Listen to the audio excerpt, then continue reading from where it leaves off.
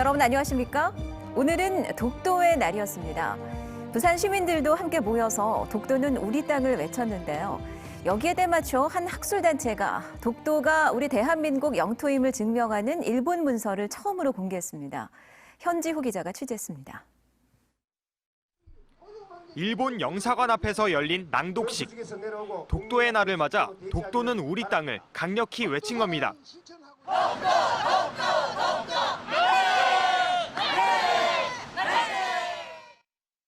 이들이 낭독한 건 119년 전 오늘 공포된 대한제국 칙령 제41호. 독도를 울릉도의 부속섬으로 정한다는 내용으로 역사적으로 독도가 대한민국 땅이란 것을 천명한 것입니다.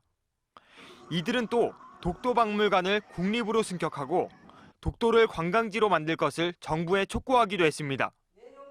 이와 함께 한 학술단체에선 일본 시마네현이 작성한 것으로 추정되는 문서를 공개했습니다.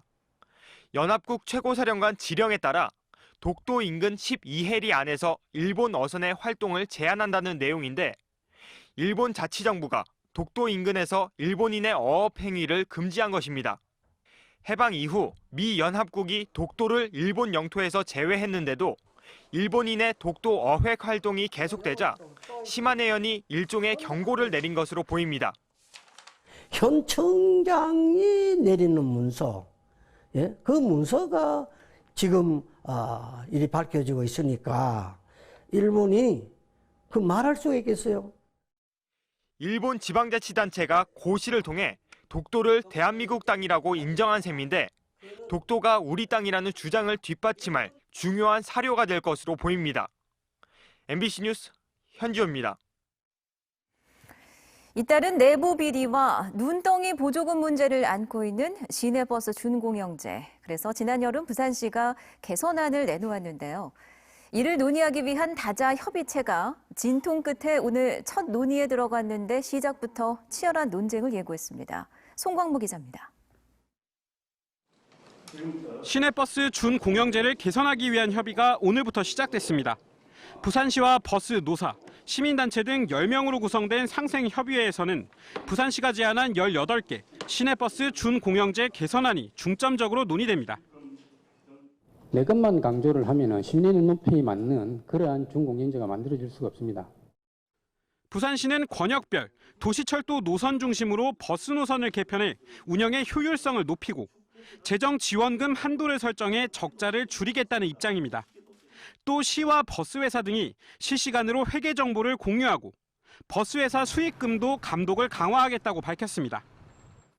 18개 핵심 과제를 주로 하고 나머지 안은 조금 그걸 돈 안 있으면 올리는 그런 방법. 시내버스 사측은 부산시의 18개 개선안 중 특히 회계 정보를 실시간으로 공유한다는 데 부정적입니다. 그럼 실시간으로 어떻게 일일이 모니터링하고 체크를 다 할 거예요, 그죠? 회계 공유는 지금 현재 공공기관도 하지 않고 있고. 노조 역시 공공성 강화 등에는 공감하지만 버스 노선 개편이 자칫 인력 감축이나 노동 조건 악화로 이어져선 안 된다고 못 박았습니다. 바꾸고 안 바꾸고 그거는 이제 구체적으로 실무에 있어 대신 우리 인력을 감축시켜 가면서 상생협의회는 앞으로 석 달간 논의를 거쳐 내년 초 합의안을 도출한다는 계획이지만 쟁점 사안들이 많아 논의 과정에서 진통 역시 예상됩니다. MBC 뉴스 송광모입니다. 오늘 새벽 1시 40분쯤 금정구 서동의 한 병원 인근에서 몸무게 100kg이 넘는 멧돼지 한 마리가 나타났다는 신고가 경찰에 접수됐습니다. 긴급 출동에 나선 경찰관이 실탄 3발과 공포탄 1발을 발사한 뒤 순찰차로 멧돼지를 들이받으며 추격했으며 함께 추적에 나선 기동 포획단의 엽총 3발을 맞고 사살됐습니다. 다행히 멧돼지로 인한 인명과 재산 피해는 발생하지 않았습니다. 동남권 관문공항 추진 상황과 향후 대응 전략을 공유하는 긴급 시민대책회의가 오늘 시청 대회의실에서 열렸습니다. 조찬 포럼 형태로 열린 오늘 회의에서는 최치국 동남권 관문공항 추진기획단 부단장의 신공항 추진에 대한 현황 보고에 이어서 앞으로 대응 방안에 대한 토론이 이어졌습니다. 또 국무총리실의 공정한 검증과 신속한 결정을 촉구하는 결의문도 채택했습니다. 부산의 균형발전 권역을 기존 3곳에서 6곳으로 세분화한 도시균형발전 수립용역 최종보고회가 열렸습니다. 이번 보고서는 권역별 발전 잠재력을 최대한 살리고 기존 800개가 넘는 도시균형발전 사업을 150여 개로 압축해 주민들의 삶의 질 개선에 초점을 맞췄습니다. 부산시는 이번 용역을 토대로 균형발전 전략을 새롭게 수립해 추진해 나갈 계획입니다. 동부산의 핵심지구로 부상하고 있는 오시리아 관광단지 내 개발 사업에 가속도가 붙고 있습니다. 관광단지 내 유일한 주거형 숙박시설인 오시리아 스위첸 마티에가 800실 규모로 오늘부터 분양에 들어갔습니다.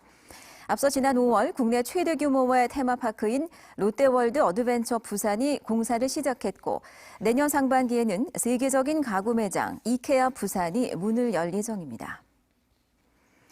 겨울철을 앞두고 가스 안전에 대한 경각심을 높이는 행사가 열렸습니다.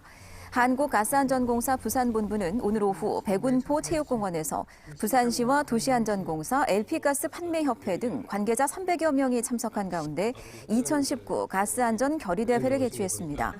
참석자들은 동절기를 맞아 가스보일러 일산화탄소 중독 사고 예방을 위한 철저한 점검과 대응을 다짐했습니다.